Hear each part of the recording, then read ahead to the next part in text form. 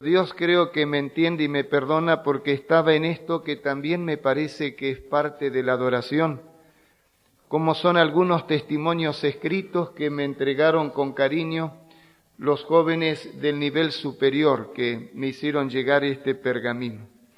Y me hicieron pensar mientras cantaban, porque aquí aparecen algunas cosas que llevan al corazón a decir, loado sea el nombre de Dios, pero me preocupa también. Por ejemplo, alguien escribió, fue muy linda esta semana, y después menciona que le ayudó mucho en su vida espiritual. Y alguien dice, muchas gracias por enseñarme la necesidad de creer. Ignoro si es alguien que ya creía, o si es alguien que comenzó a creer, pero destacó y escribió más de una vez y subrayó la palabra creer. Y doy gracias a Dios por ese creer subrayado.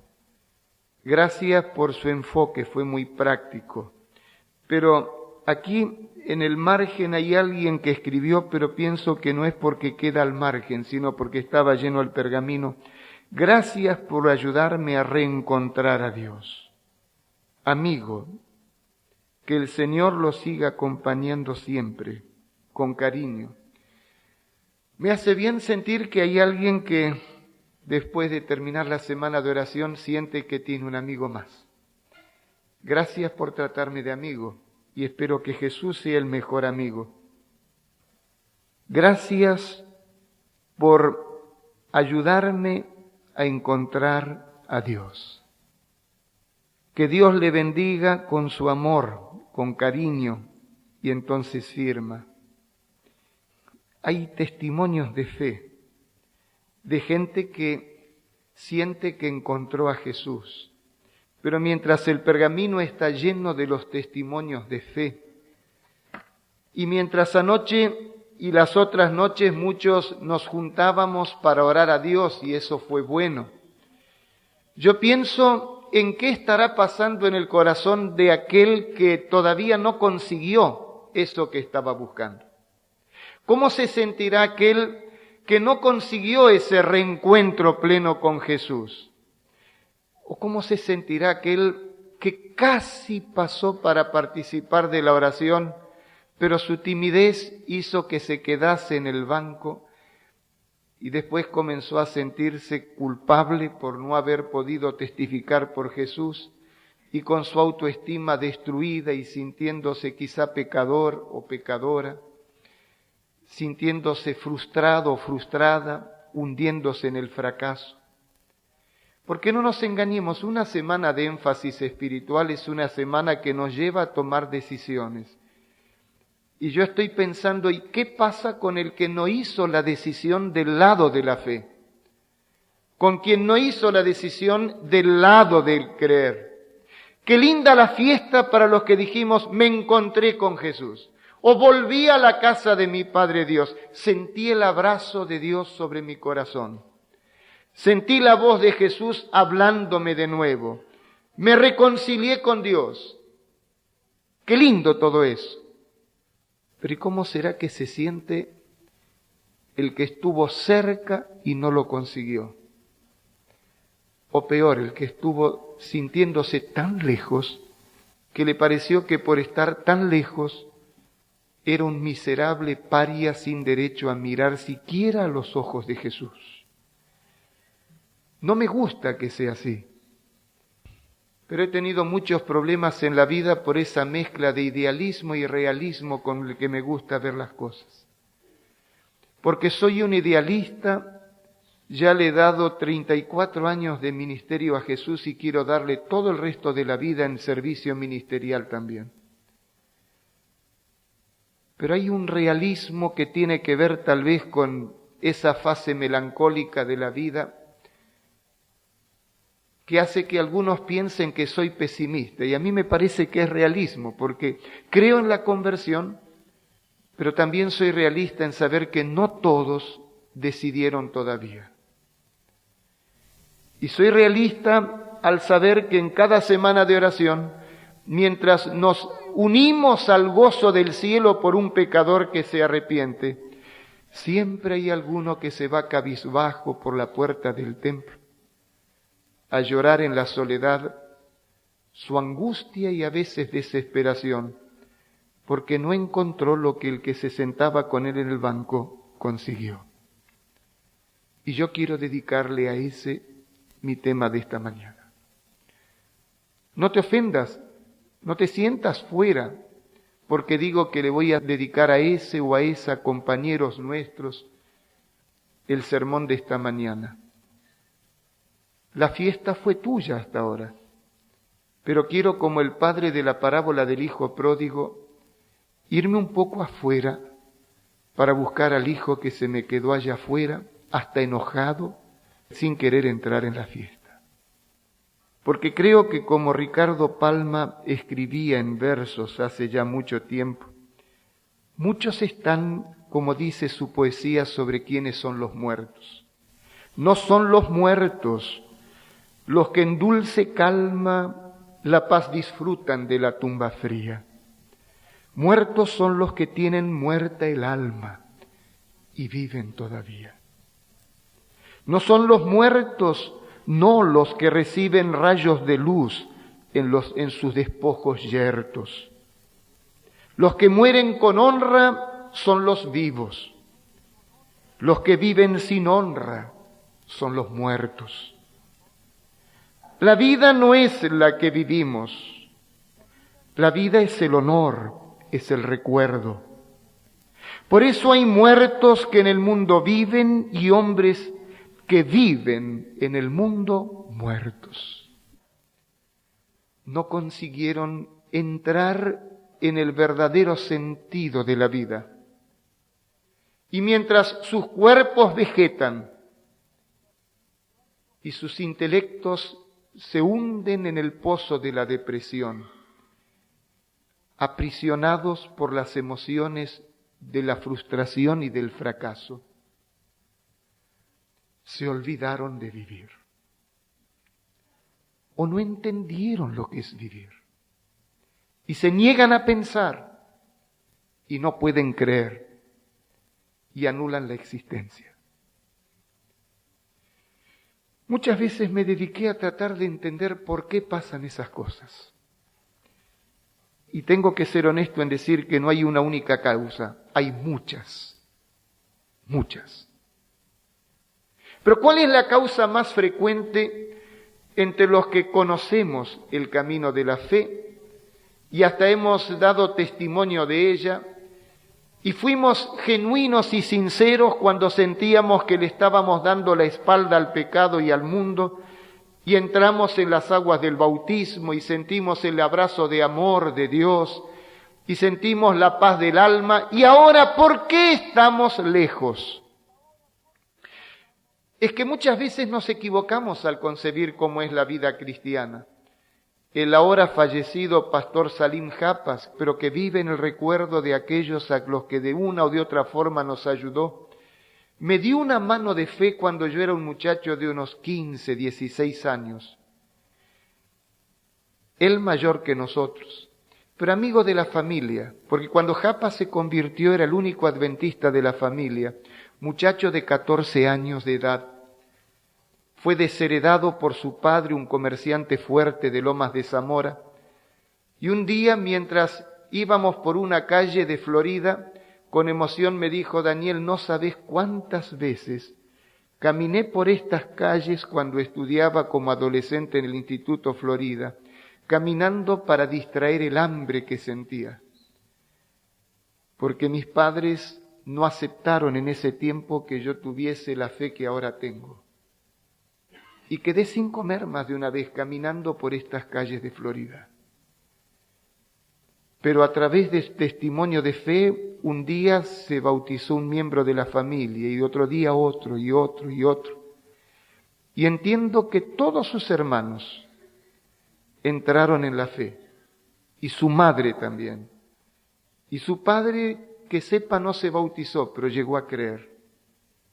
Y ese hombre de fe, que hizo una decisión cuando toda la familia estaba en contra, y que se jugó por Cristo a los 14 años de edad, vio un muchacho de 15, 16 años, que era yo, tirado boca abajo en un rincón del campo del Instituto Florida y con mi codo apoyado en el suelo arrancando yuyitos con una actitud de decepción. Y de pronto yo sentí que alguien estaba junto a mí y lo vi a Japas acostándose en la misma posición que yo, ayudándome a sentir que no estaba solo. Y me dijo: Daniel, ¿qué te pasa? Y le dije: pastor, yo no sé si vale la pena seguir en la vida cristiana. ¿Por qué? Pastor, tantas veces yo le dije a Jesús que iba a ser fiel. Tantas y tantas veces se lo dije en oración con sinceridad. Pero vuelvo a tropezar, vuelvo a caer, no me controlo. La vida cristiana es linda, yo sé. Es el camino. Pero siento que no es para mí.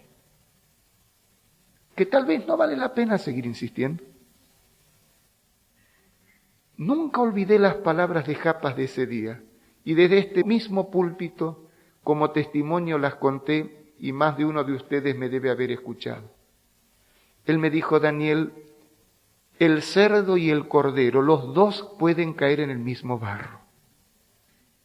No hay diferencia entre la caída y el barro, pero hay una gran diferencia.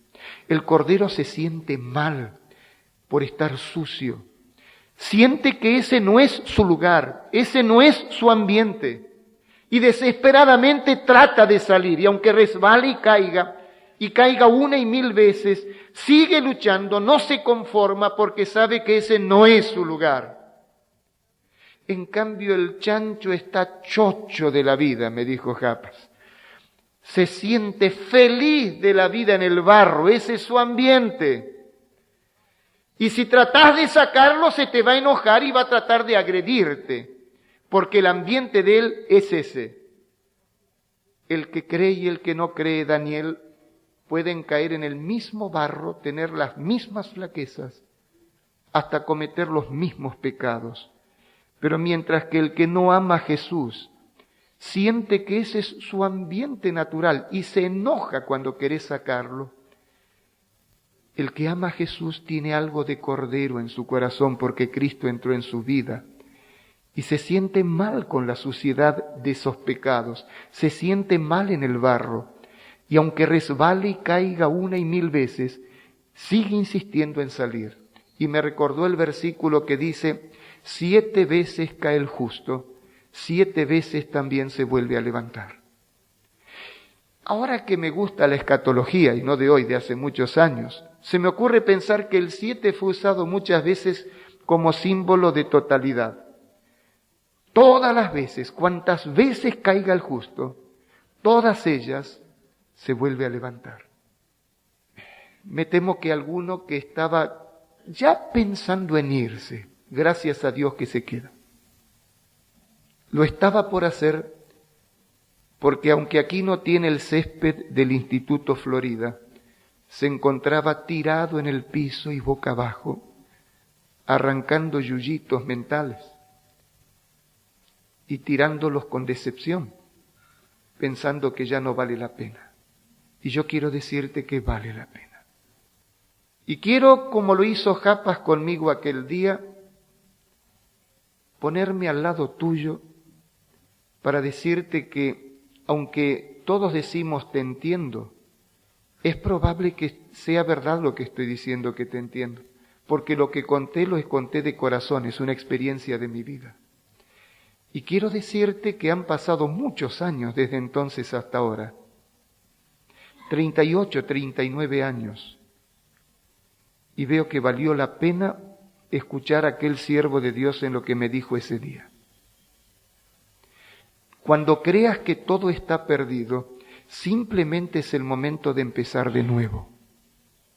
Es el diablo que te dice todo está perdido, pero en mis oídos resuena la voz del que dijo, consumado es. Él ganó la victoria en nuestro favor.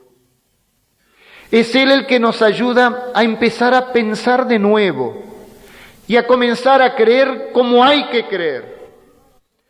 No imaginando que con nuestras fuerzas, como el pueblo de Israel que prometió, nosotros haremos, nosotros cumpliremos. Podés quedar tranquilo, Dios, porque ahora nosotros ya lo sabemos. No necesitas preocuparte por nosotros, porque nosotros haremos.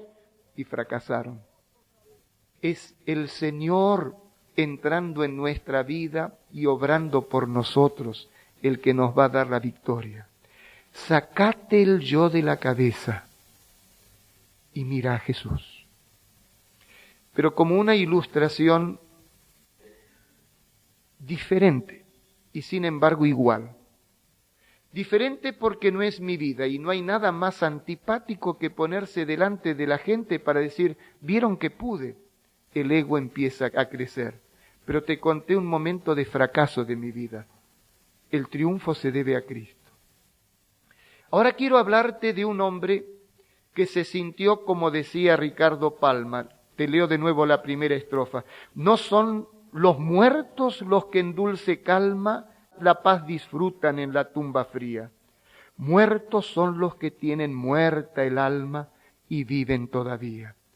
Es Pedro, el que creía que podía todo, pero que en Juan 21 está arrastrando los pies del desánimo. Interiormente se sentía muerto. En su interioridad la vida cristiana había acabado. El ministerio ya no era para él. Jesús era un nostálgico recuerdo, porque él, Pedro, había fracasado. En la vivencia cristiana se sentía un muerto que caminaba. Es que no nos engañemos. Si es verdad que las características de Pedro coinciden con el sanguíneo, y tal vez dirás, otra vez con la teoría de los temperamentos, pastor, y la discutimos después, pero que ayuda a clarificar algunas ideas y a encontrar también algunas soluciones, me parece que sí. Pero dije que lo discutimos después, así que olvídate de eso. Si Pedro realmente fue un sanguíneo, el qué dirán era muy importante para él. Era expansivo en su expresividad, él hablaba siempre, era espontáneo, pero el qué dirán, tal vez por eso siempre hablaba primero, para tratar de ganar la buena voluntad de Jesús y mostrar que él siempre estaba del lado de Jesús. Tal vez por eso en el patio de Anás, cuando le dijeron, tú eras de los de Jesús, le dio vergüenza y negó. Y negó de nuevo, y tuvo que reforzar la negación, porque el qué dirán le dolía mucho, con blasfemias, por lo menos con palabras soeces.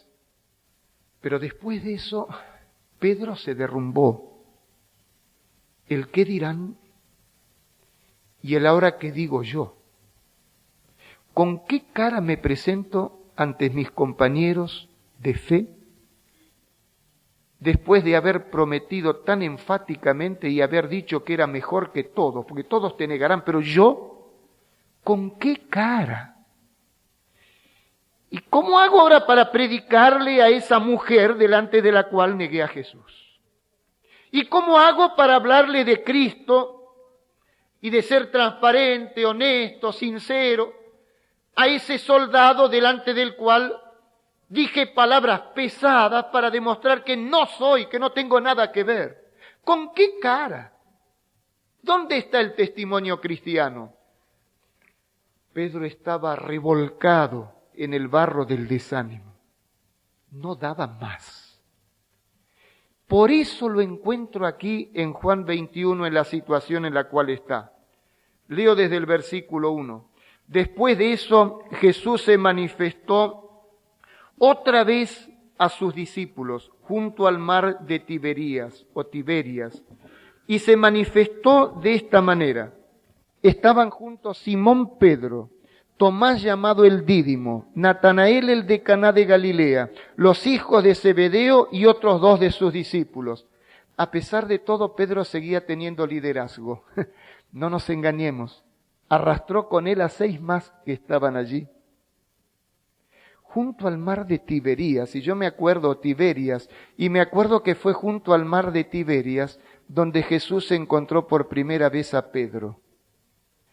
Fue en las arenas de la playa del mar de Tiberias que Jesús le dijo a Pedro: deja las redes, Pedro, deja el barco de pesca, que desde hoy no pescarás más peces, te dedicarás a pescar almas, a salvar seres humanos.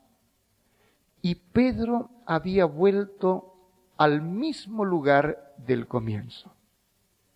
En realidad, había ido al lugar antes del comienzo de la vida cristiana. Pedro,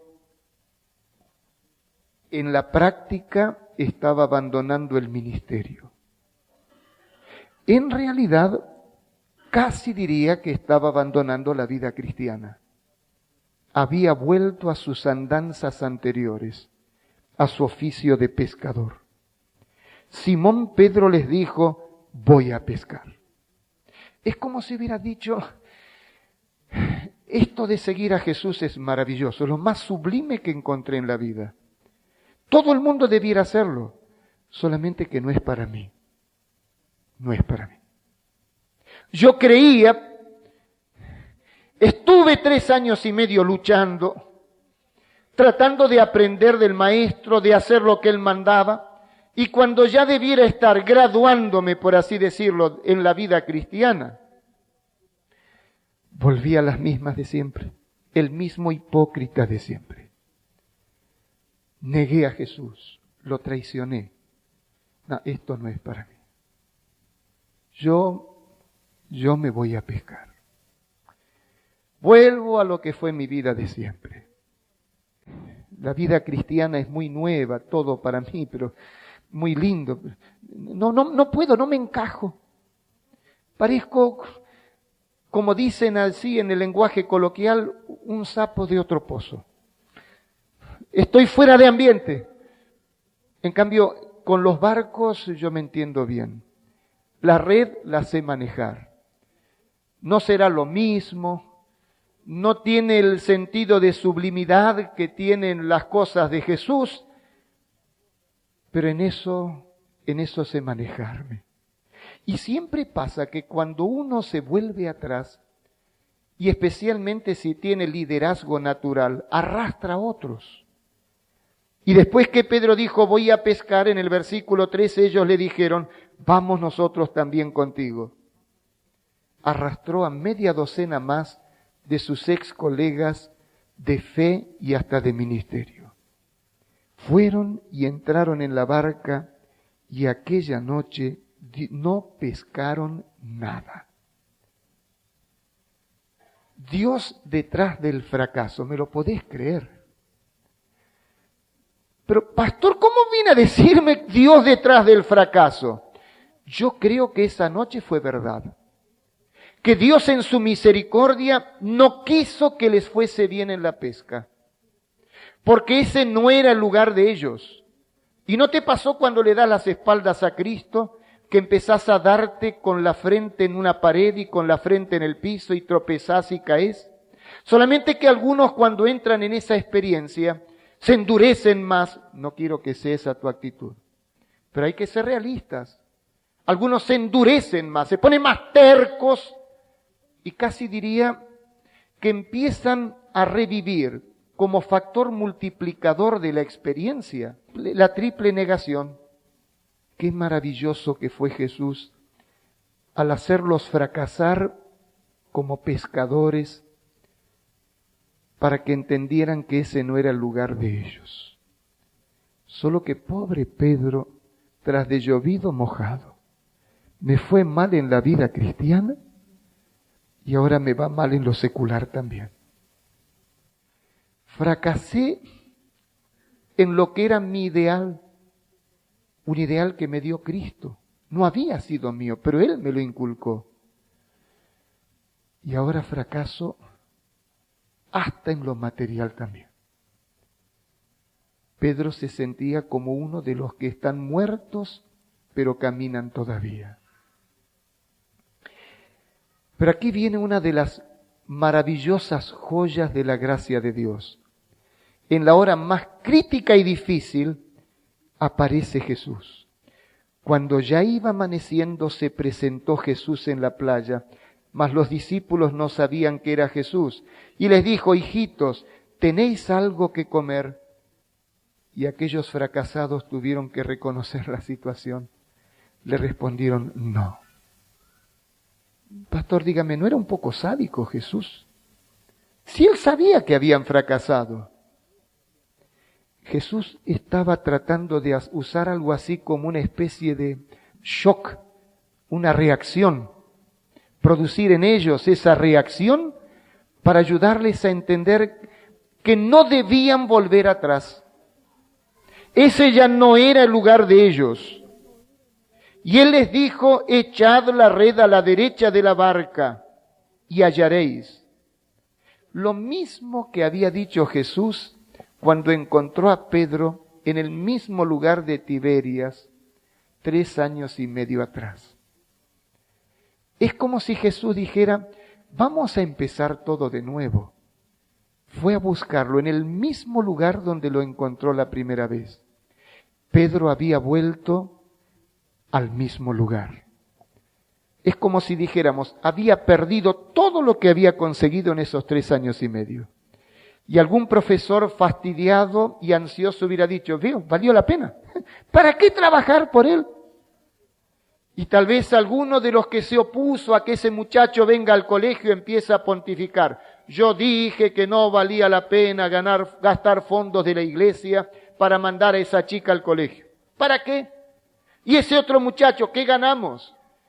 No, no te desanimes. Nunca fue tiempo perdido hacer algo por la salvación de alguien. Jesús no había perdido el tiempo. Podés estar seguro, podés estar segura. Pero qué maravilloso que es Jesús.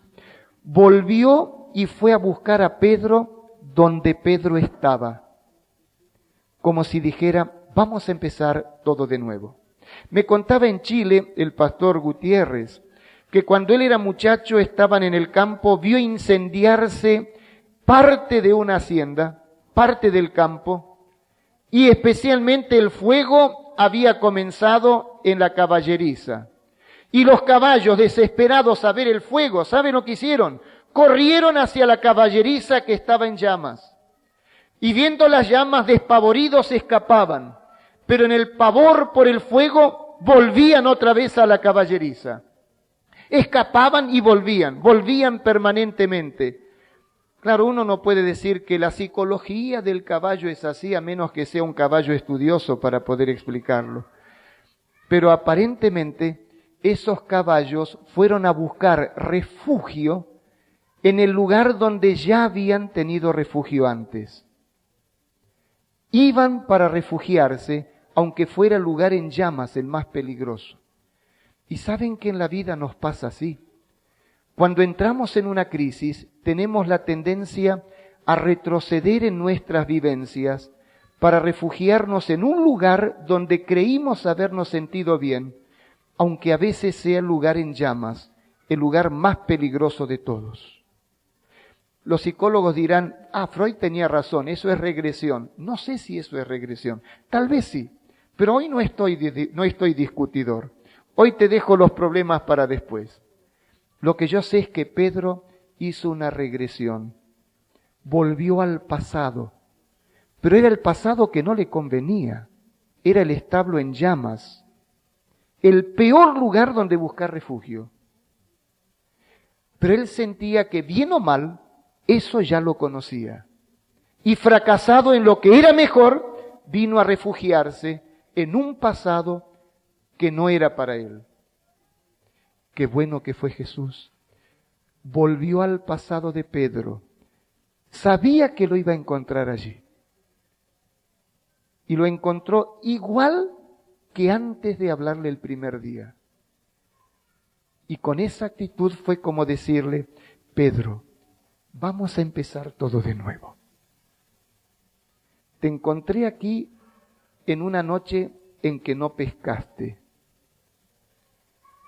Ahora volviste y estás en las mismas.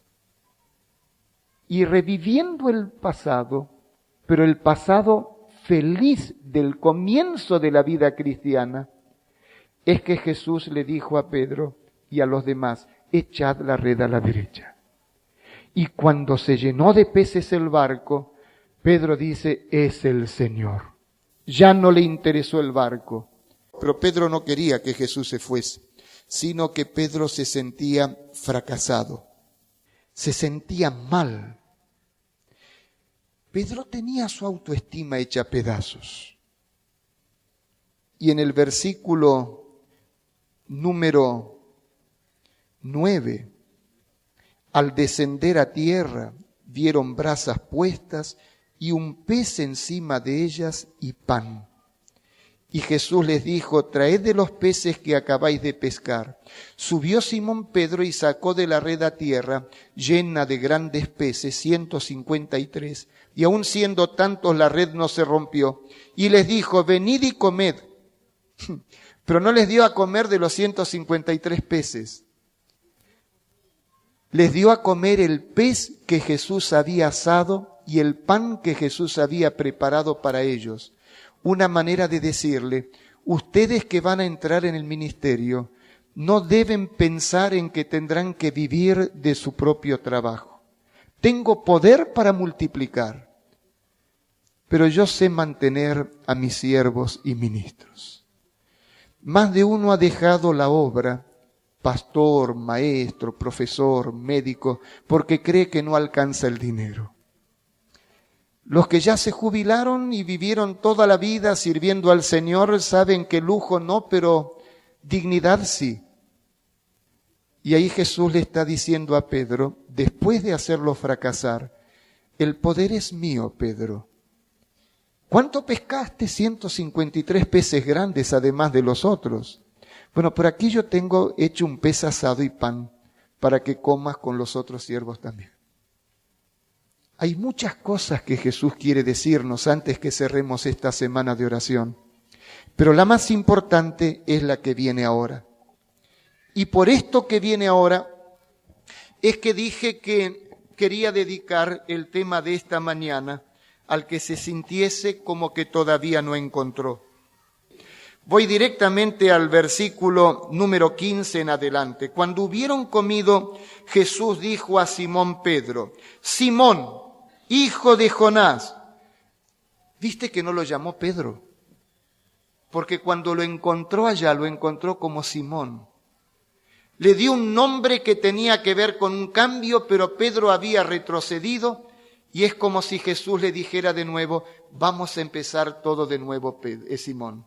Simón, hijo de Jonás, ¿me amas más que estos? Debe haber sido terrible para Pedro, para quien el qué dirán era tan importante. Por eso es que hasta después de esta victoria que vamos a hablar ahora, todavía Pablo le enrostró su hipocresía, el qué dirán, y en la carta a los Gálatas aparece. Jesús está queriendo ayudarle a Pedro a enfrentar su realidad para vencer sus debilidades y flaquezas. Le respondió, sí, Señor, tú sabes que te amo. El Pedro que negó a Cristo frente a una sirvienta, ahora frente a todo el grupo, tiene que confesar a Jesús. Volvió a decirle la segunda vez, Simón, hijo de Jonás, ¿me amas? Pedro le respondió, sí, Señor, tú sabes que te amo. Apacienta mis ovejas. Le dijo la tercera vez, Simón, hijo de Jonás, ¿me amas? Pedro se entristeció de que le dijese la tercera vez, ¿me amas? Imagino que en la mente de Pedro en ese momento estaban las tres negaciones. Su cabeza debe haber sido un hervidero. Estaba recordando cuando negó a Jesús después de haber jurado que no lo haría, frente a esa sirvienta, y por segunda vez, y cantó el gallo, y por tercera vez, y cantó el gallo, y Pedro se vio mal.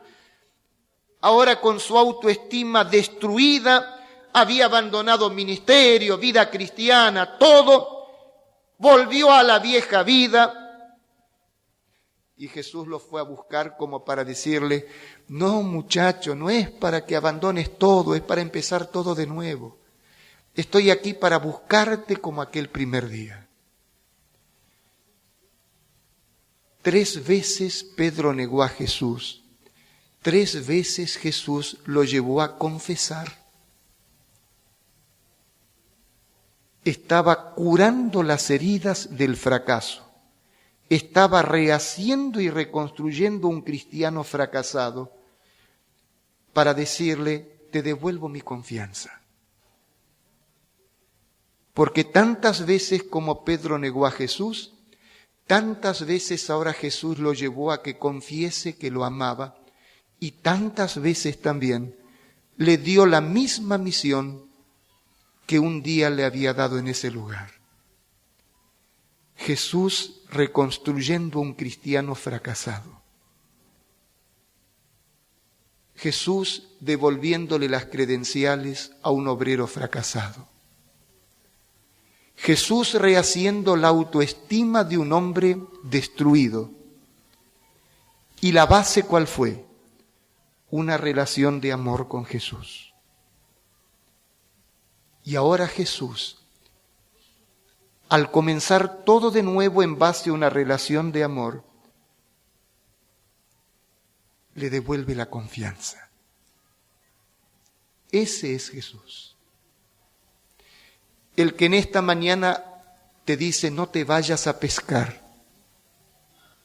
El que en esta mañana te dice, no te me vayas de esta semana de oración con sabor a fracaso. Los otros ya vinieron. Esta mañana fui a buscarte allí donde estás, tirado boca abajo en el campo, o con las manos en las redes y en los barcos de nuevo. Pero te fui a buscar como el primer día que te hablé, para que reentablemos un diálogo de amor y empecemos todo, absolutamente todo, de nuevo.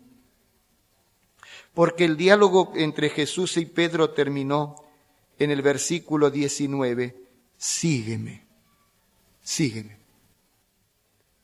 Por eso quise dedicarte el último tema de la semana de oración, ayudarte a pensar en Jesús, en su amor, en su gracia, llevarte a creer de nuevo, para que tu existencia adquiera sentido.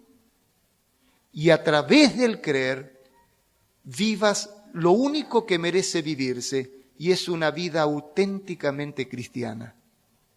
Es para vos que te sentiste fracasado, para vos que creíste que todo se había terminado, para vos que volviste al pasado, para vos que despotricando en tu corazón, porque no se puede hablar tan fuerte a veces, decías, esto se acabó, no es para mí.